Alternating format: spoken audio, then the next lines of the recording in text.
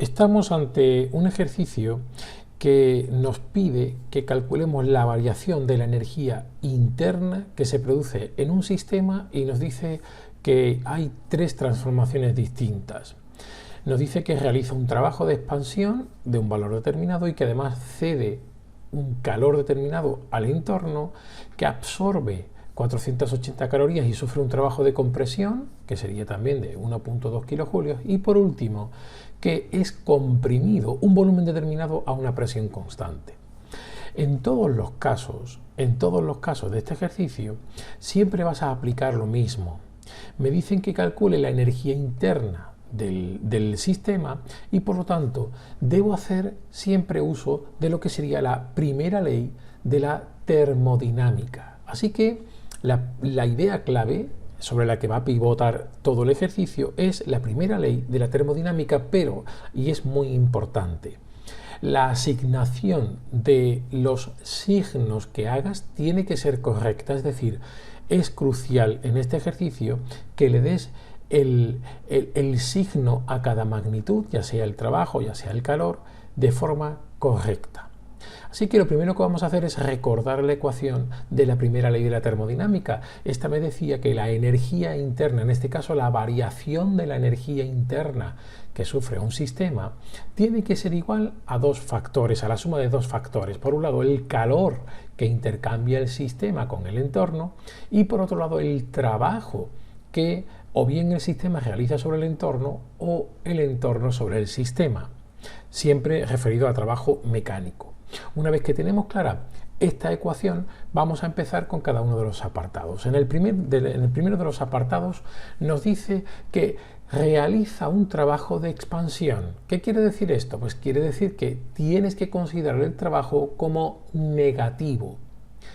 Acuérdate que los signos son importantes. En este caso es un trabajo que realiza el sistema sobre el entorno. Por lo tanto, el criterio de signos que usamos nos dice que tiene que ser un trabajo negativo. Además, dice que cede un calor determinado, 80 calorías, al entorno. Por lo tanto, el calor también tiene que ser negativo. Recuerda que cuando es tu sistema el que realiza el trabajo o el que cede el calor, ambas magnitudes se tienen que considerar negativas.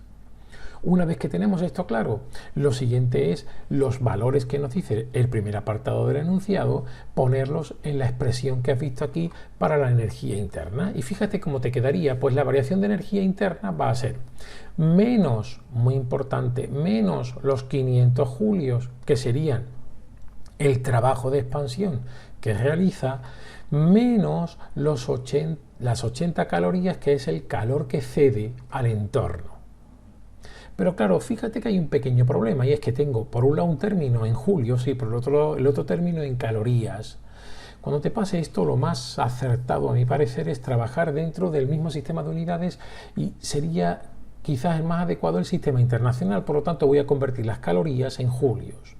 El factor de conversión que necesitas para ello lo puedes poner a continuación de las calorías y es que una caloría, como estás viendo aquí, equivale a 4,18 julios. Tan solo tendrías que cancelar las calorías y hacer la operación. Cuando haces esto, obtienes un valor para la variación de la energía interna que es, como ves aquí, de menos 834,4 julios. Y esta sería la variación de la energía interna en el primer caso. Nos vamos ahora al segundo caso, en el que me dice que absorbe 480 calorías, es decir, es energía que podemos decir entra dentro del sistema. Por lo tanto, esta energía la vamos a considerar positiva, es decir, el calor que absorbe el sistema va a ser positivo. Y además hay un trabajo de compresión, es decir, el entorno es el que realiza el trabajo sobre el sistema, por lo tanto también tiene que ser considerado positivo, como estás viendo aquí. Fíjate que ahora la diferencia con el apartado anterior es que tanto el calor como el trabajo son positivos. La expresión que vas a usar sigue siendo la misma y vamos a colocar, igual que antes, que esta variación de la energía interna del sistema tiene dos factores y en este caso ambos positivos, 1,2 kilojulios que haría referencia al trabajo y 480 calorías que haría referencia al calor que absorbe. Nuevamente tienes que convertir las calorías en julios, pero fíjate lo que voy a hacer. Voy a convertir las calorías en kilojulios para no tener que variar también este.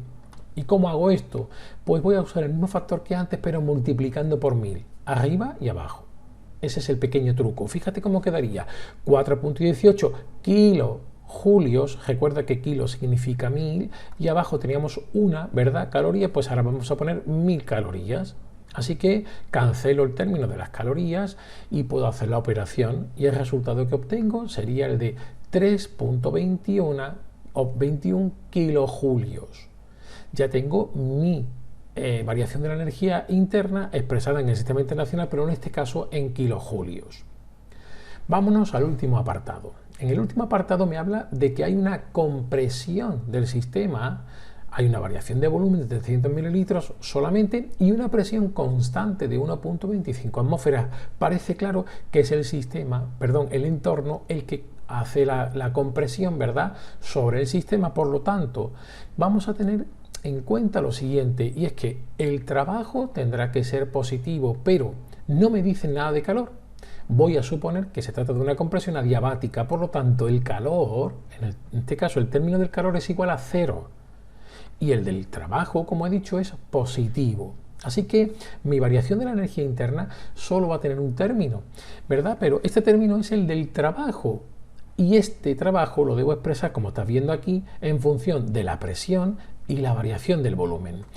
He puesto la expresión del trabajo en valor absoluto. ¿Por qué? Porque ya sé que tiene que tener signo positivo. Ahora sustituyo los valores y fíjate que me quedaría que esta variación de la energía interna va a ser 1.25 atmósferas, que sería la presión constante, por la variación de volumen, pero la expreso en litros. Ahora vas a ver por qué. 0.3 litros. Si haces esta operación, la unidad que obtienes es atmósferas por litro. Y deberíamos de expresarlo para que sea homogéneo el problema en julios. ¿Cuál es el factor de conversión a usar? Fíjate el pequeño truco que uso. Va a ser el siguiente. Yo, de tanto usarlo, sí que conozco los valores de la R, de la constante de los gases.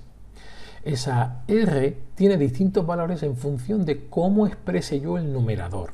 Así que te voy a poner el factor de conversión y te lo comento. Mira, yo tendría abajo, voy a colocar las atmósferas por litro para que se puedan cancelar con el producto que tengo aquí. Pero recuerda que la R de la constante de los gases ideales podría tomar el valor de 0.082 atmósferas por litro partido por Kelvin y por mol. Es decir, si la expreso en función de las atmósferas por litro, el valor es 0.082. Y si lo hago con julios, es decir, para expresarlo como julios partido por Kelvin y mol, el dato sería el de 8.314. Ahí tienes el factor de conversión que necesitas, es decir, 8.314 julios equivalen a 0.082 atmósferas por litro. Simplemente cancelamos las atmósferas y cancelamos los litros y ahora sí, cuando hagas la operación vas a obtener la unidad que estabas buscando, que son los julios. El resultado de esta operación es aproximadamente 38 julios. Con esto quedaría resuelto tu ejercicio. Fíjate que, como he dicho antes, siempre aplicamos la primera ley de la termodinámica y la clave está en hacer una buena asignación de los signos en cada uno de los casos. Y por último, el tratamiento de las unidades, que debe ser, podríamos decir, bastante fluido para poder llegar a los resultados correctos. Si te ha gustado el ejercicio, por favor, dale al like. Además, si te suscribes al canal, me ayudas un montón. Y siempre que quieras, estaré encantado de leer cualquier comentario que quieras hacerme. Muchas gracias.